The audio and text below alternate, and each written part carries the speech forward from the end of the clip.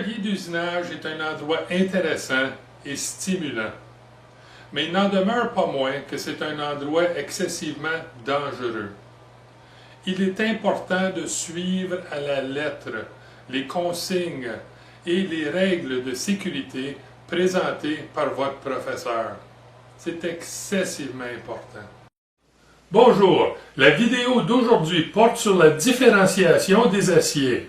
Il existe plusieurs essais praticables sur des pièces d'acier pour nous aider à reconnaître de quel type d'acier qu'il s'agit. On parle ici d'essais en compression, d'essais en traction, d'essais de dureté, d'essais de cristallographie. Ces essais sont très précis, mais exigent une grande quantité d'équipements très spécialisés. L'usinage à la maison devrait être un plaisir et pas une façon de s'endetter. Alors, qu'est-ce qu'on peut utiliser qui ne coûtera pas trop cher, mais qui nous aiderait à définir la teneur des aciers qu'on possède? La première chose serait de s'arranger pour ne pas être obligé d'identifier des pièces d'acier au point de départ.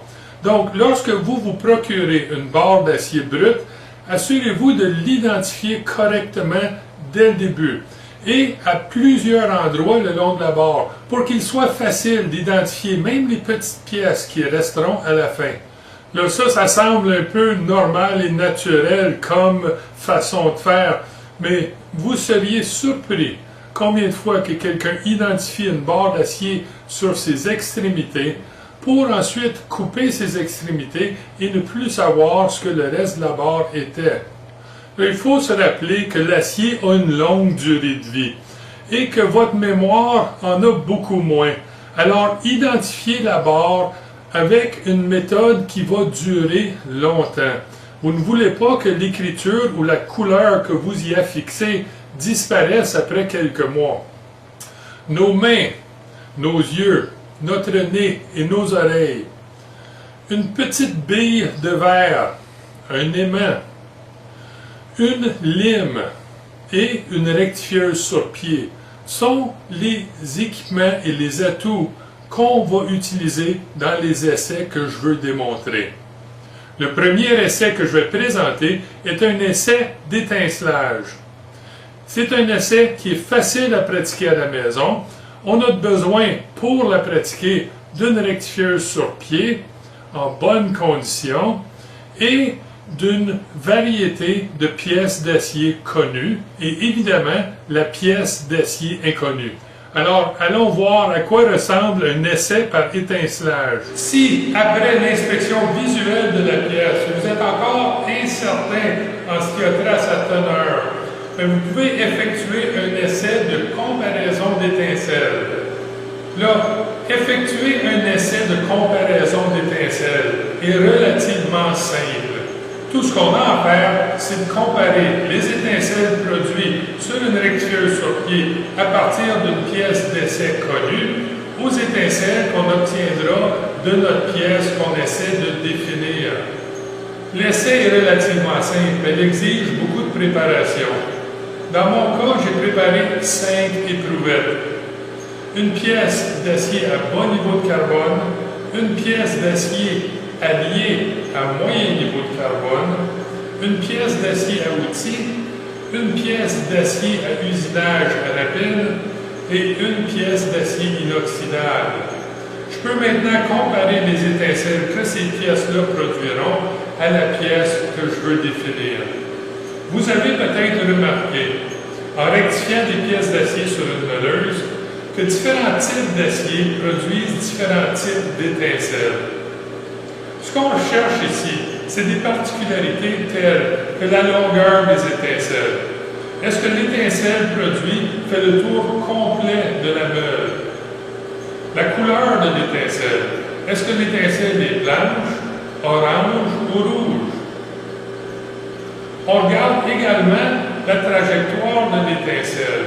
Est-ce que l'étincelle décrit une ligne droite ou est-ce qu'elle se sépare en plusieurs droites différentes? Est-ce qu'on a beaucoup d'éclats de carbone? C'est le genre de choses qu'on recherche pour comparer entre notre pièce et les pièces d'essai. Commençons en regardant les étincelles que nos pièces d'essai produiront. Et on peut commencer avec notre pièce d'acier inoxydable.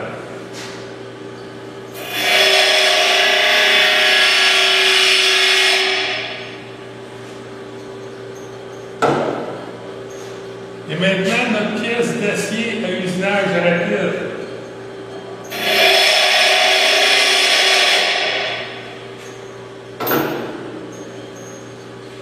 Suivi par notre pièce d'acier à outils.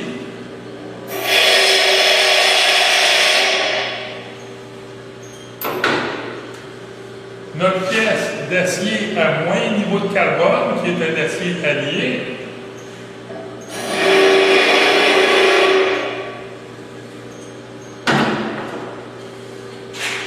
Et finalement, notre pièce d'acier doux à bas niveau de carbone.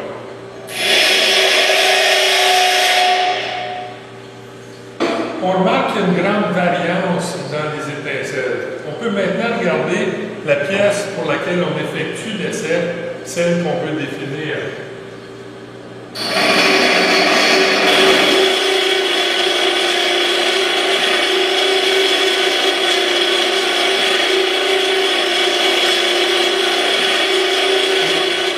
L'essai en comparaison d'étincelles est aussi simple que ça. Et en comparant les étincelles de mes pièces d'essai aux étincelles de la pièce à vérifier, je constate que cette pièce est en acier inoxydable. Ce qui m'a surpris, parce que je m'attendais à avoir ici une pièce d'acier à bas niveau de carbone. Pour m'assurer que c'est bel et bien une pièce d'acier inoxydable, je vais utiliser un aimant, puisque les pièces d'acier inoxydable, la vaste majorité, ne sont pas attirées par l'aimant. Et je constate ici que tel est le cas, c'est donc une pièce d'acier inoxydable. Le seul problème avec cet essai, c'est qu'il faut avoir plusieurs pièces d'essai bien identifiées. Alors, allez à votre fournisseur d'acier, procurez-vous plusieurs petites pièces d'acier connues, identifiez-les et entreposez-les dans votre coffre d'outils. Bon, bien, cet essai était bien simple, mais est-ce qu'on peut en tirer encore plus d'informations? La réponse est oui.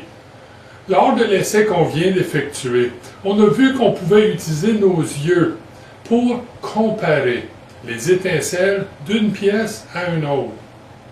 On peut également utiliser nos oreilles, notre nez et nos mains.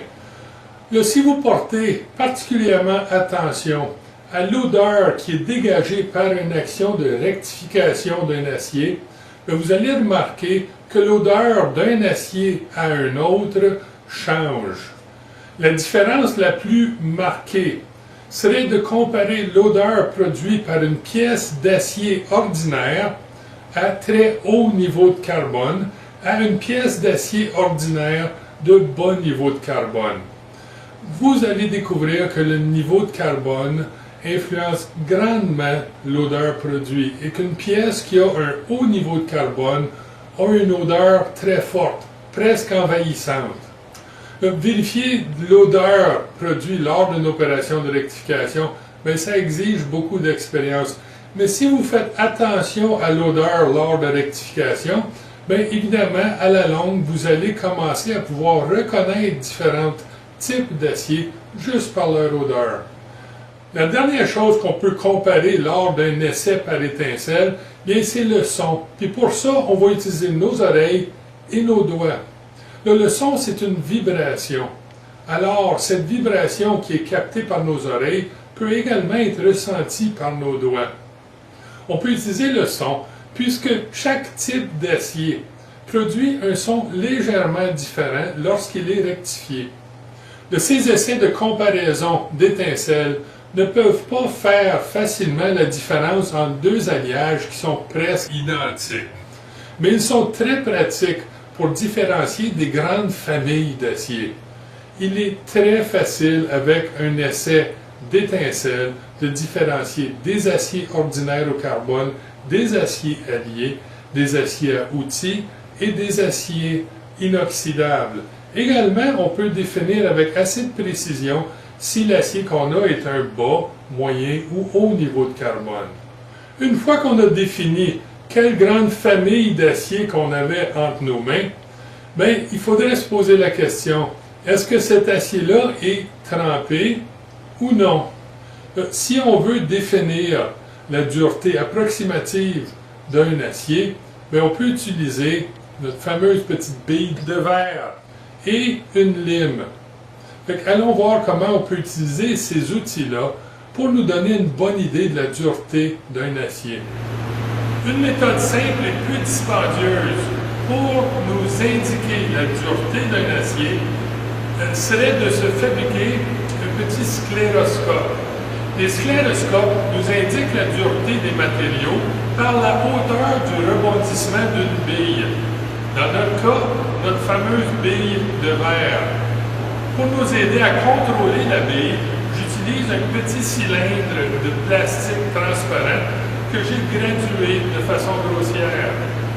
Et maintenant, tout ce que j'ai à faire, c'est d'introduire la bille dans le cylindre et le laisser tomber sur la surface que je veux mesurer.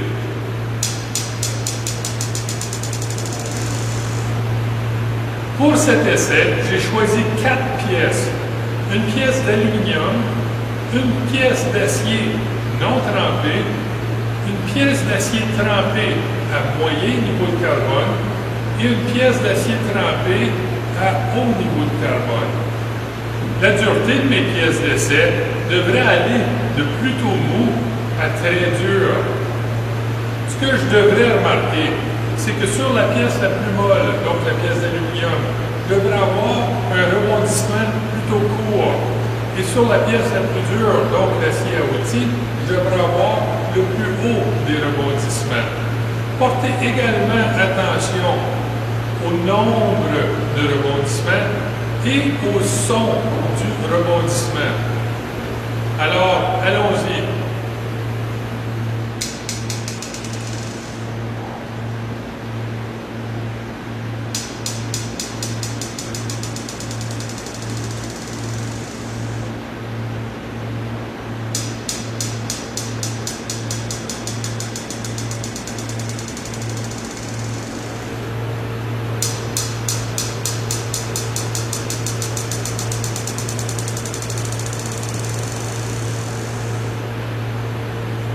C'est réellement aussi simple que ça.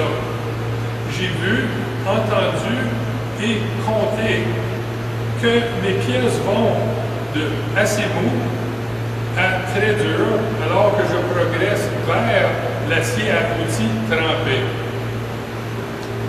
Une autre méthode qui peut nous aider à définir la dureté d'un acier serait d'utiliser des limes. Pas une lime, comme on a vu dans l'expérience Metcalfe, mais bien 2 limes.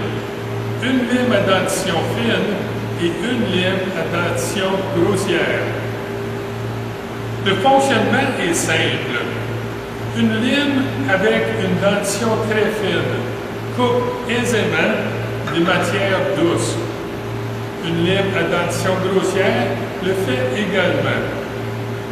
Si par contre, j'essaie de limer un acier à moyen niveau de carbone qui a été trempé, donc moyennement dur, je vais découvrir qu'une lime à dentition fine coupe assez bien et qu'une lime à dentition grossière coupe vraiment mal. Si par contre je choisis un acier à outils trempé pour être limé, eh bien je vais découvrir que ni l'une ni l'autre de ces limes va couper correctement. Tout ce que j'ai à faire, c'est de limer la pièce dont j'essaie de déterminer la dureté avec les 2 limes, en commençant par la lime à dentition grossière, suivi de la lime à dentition fine. Je constate ici que les 2 limes coupent très bien la pièce. Ceci est donc une pièce d'acier non trempée.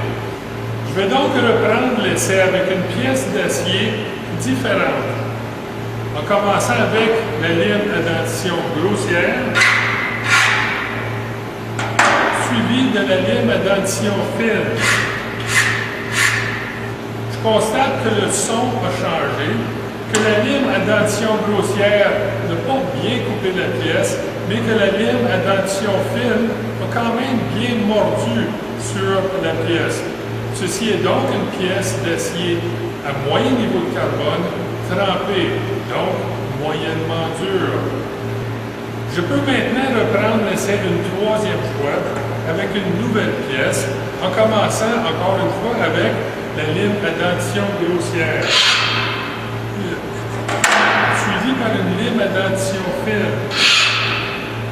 Je peux clairement entendre et voir que ni l'un ni l'autre de ces limes va entamer la pièce. Cette pièce est donc une pièce d'acier à haut niveau de carbone trempé ou une pièce d'acier à outil trempé. Vous avez sans doute remarqué que j'ai à peine limé la troisième pièce d'essai. C'est simple, j'ai remarqué très rapidement qu'il s'agissait d'un acier à outil trempé.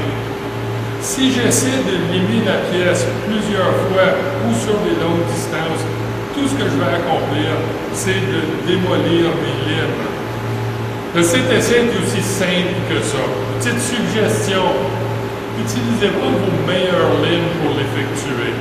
Bon, on a vu qu'un essai par étincelle peut nous donner une bonne idée de la famille auquel appartient un certain acier.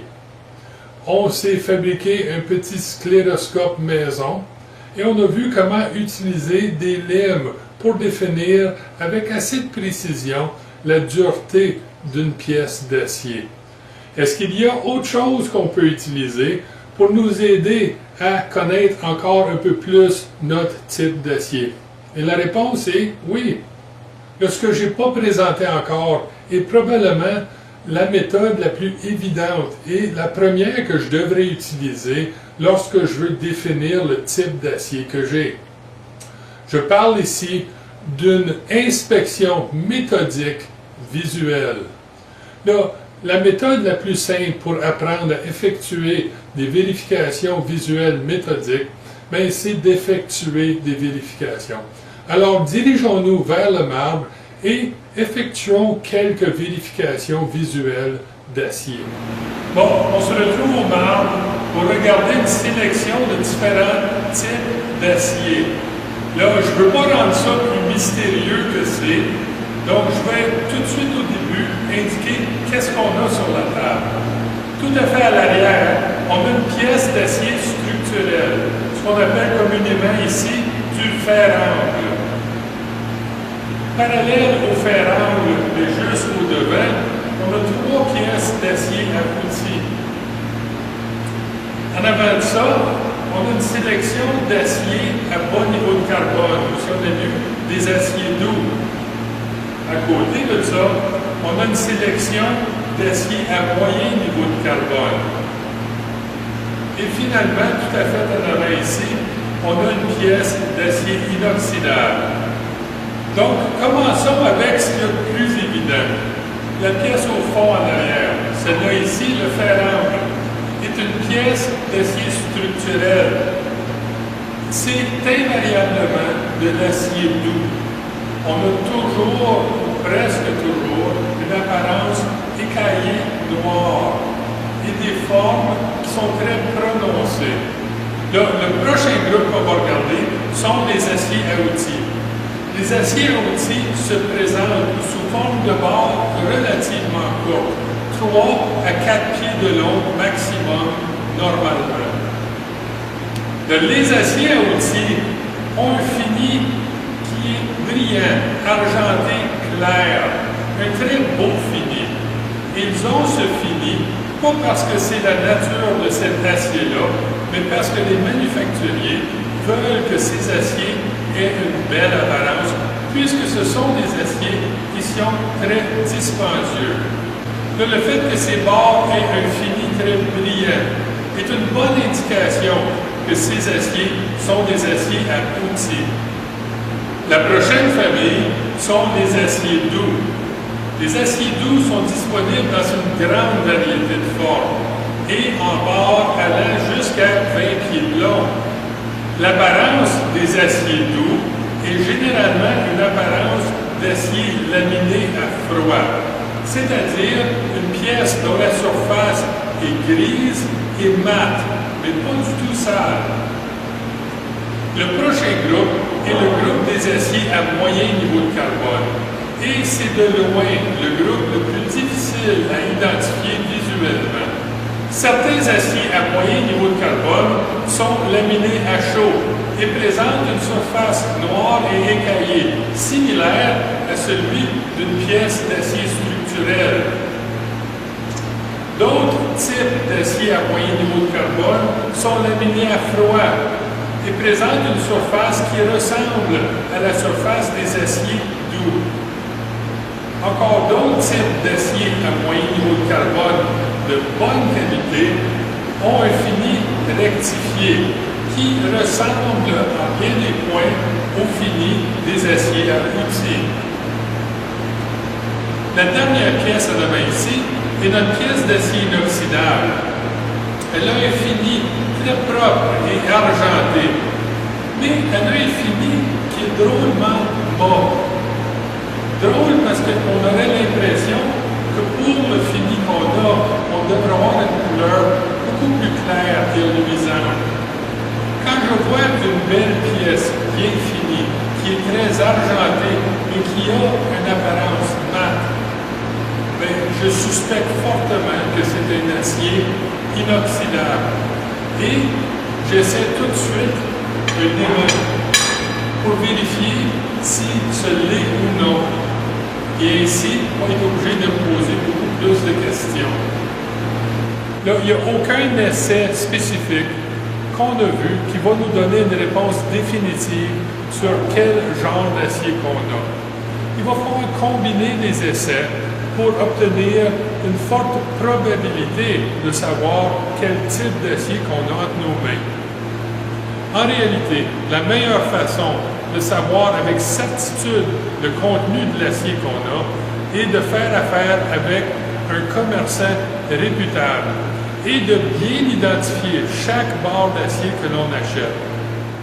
Une autre chose qu'on peut faire pour nous aider à définir quel genre d'acier qu'on a, c'est une trempe. On se rappellera que dans la dernière vidéo, j'avais mentionné qu'un acier à bas niveau de carbone ne peut être trempé, qu'un acier à moyen niveau de carbone pouvait être trempé moyennement dur, et qu'un acier à haut niveau de carbone pouvait être trempé à un haut degré de dureté. On se rappellera également que j'ai mentionné que les aciers ordinaires doivent être trempés dans de l'eau et que les aciers alliés sont généralement trempables dans l'huile.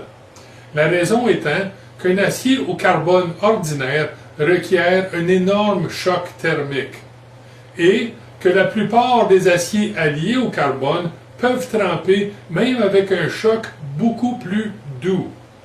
On trempe les aciers alliés au carbone dans de l'huile, pas parce qu'ils ne durciraient pas si on les trempait dans l'eau, mais parce que l'huile les refroidit plus lentement et réduit la quantité de déformation. Donc, si je prends une barre d'acier et j'en prélève deux petites pièces et je les trempe, une dans l'huile et une dans l'eau, je peux utiliser le résultat pour m'aider à définir la teneur de la barre originale. Si, après la trempe, je constate que les deux pièces n'ont pas durci, eh bien, ça veut dire que j'ai un acier à bas niveau de carbone. Si seulement une des deux pièces a durci, et je remarque qu'elle a durci à un niveau intermédiaire, mais ceci indique que j'ai une barre d'acier ordinaire à moyen niveau de carbone. Si les deux pièces sont trempées et ils sont à un niveau de dureté moyen, ça indique que j'ai un acier allié à moyen niveau de carbone. Si par contre je remarque que les deux pièces ont été trempées et qu'ils sont trempés à un haut niveau de dureté, c'est une bonne indication que j'ai un acier allié à haut niveau de carbone. Finalement, si seulement une des deux pièces se trempe à un haut niveau de dureté, bien, ceci indique que j'ai un acier ordinaire à haut niveau de carbone. Bon, si vous êtes en train de vous demander comment effectuer un traitement thermique, eh bien, c'est le sujet de notre prochaine vidéo. Il est important de dire qu'il existe une multitude d'autres opérations qu'on pourrait pratiquer pour nous aider à définir la teneur d'une barre d'acier. Par contre, je crois qu'on a à ce stade-ci une bonne palette d'outils à notre disposition.